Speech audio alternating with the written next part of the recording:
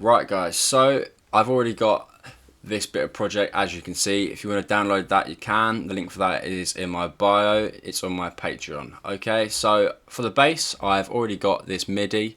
It's pretty simple. The note hits every bar, and then at the end every half bar. So yeah, if you want to copy that, you can, but yeah, it's pretty basic. Next, all you got to do, open up Serum and then click Init Preset. Okay, and that will take you to this. Tech house basses are pretty simple, so all you've got to really do is chuck that on it. So all you're doing with that is taking out the top end, go to analog, basic shapes, pick and choose what you want. For now, let's start with this so we can sculpt the sound from that. So that already, all you got to do,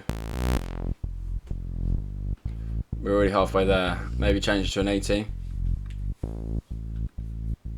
Add a bit of drive. Right, second oscillator. Let's go for something maybe digital. This is sort of like a sine wave. A bit clippy. Let's add a bit. Actually, just get rid of that. Okay, let's go for something less siney, because the sine is infamously clippy. Let's go for a mini bass.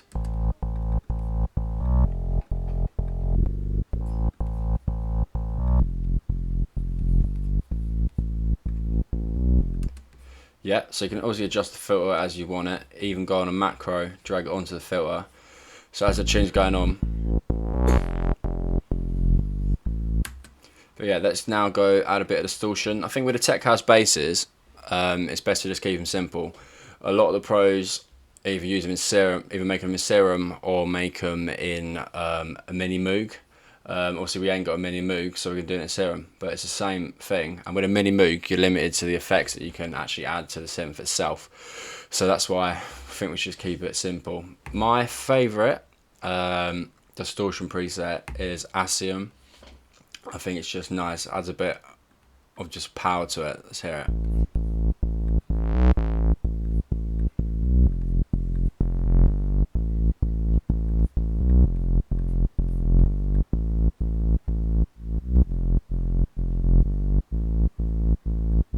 Just getting rid of that click. Also, you can change the envelope, but on a tech house bass, if we're keeping it simple, we don't really need to. Just want it to be pulsating, so let's hear it with the rest of our track.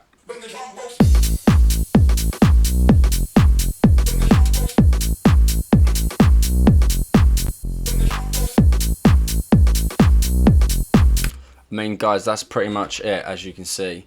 It doesn't take a lot to make that. So all I've got in terms of processing is a utility, make it completely mono. You could change this, just make the bass mono, everything below, say, 250, but you ain't going to want a lot of width on a subby bass like that anyway, so either way, it doesn't really matter. Then we've got this little side chain going to, I've got a side chain bus here. But also you could just use a kick to side chain it too. Without it.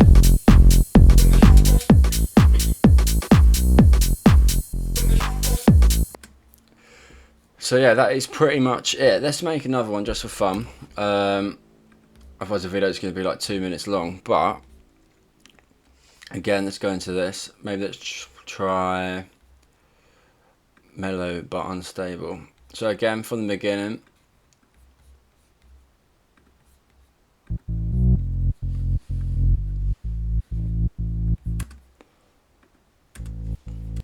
so you've got that another one. Let's go for user. What we've got? Stranger Things. Okay, look, it's a few Moog samples. Yeah, these are basically waves from the mini Moog itself.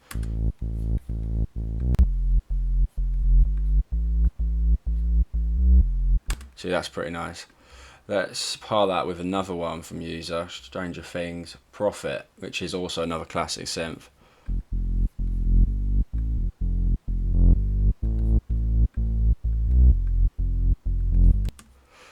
Again, it's a sub bass. A tech house bass is pretty much just a sub bass with a lot of oomph to it, quite loud in the mix. So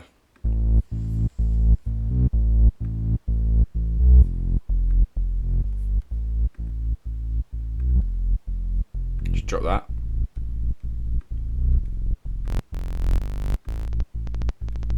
So you can play around a sub, but there's way more options in these two oscillators, and you don't really need 3 oscillators since these are being used as a sub anyway. So yeah, you could get all technical with it, maybe FM a bit, but then you're looking more deep house sort of sound.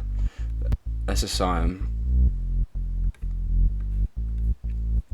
And off this one, maybe the sync, half window bend, and let's go envelope. See, look, it's just being a bit creative, but again, you don't need to be. I mean, it's all about simplicity when it comes to tech house bass lines, I'd say.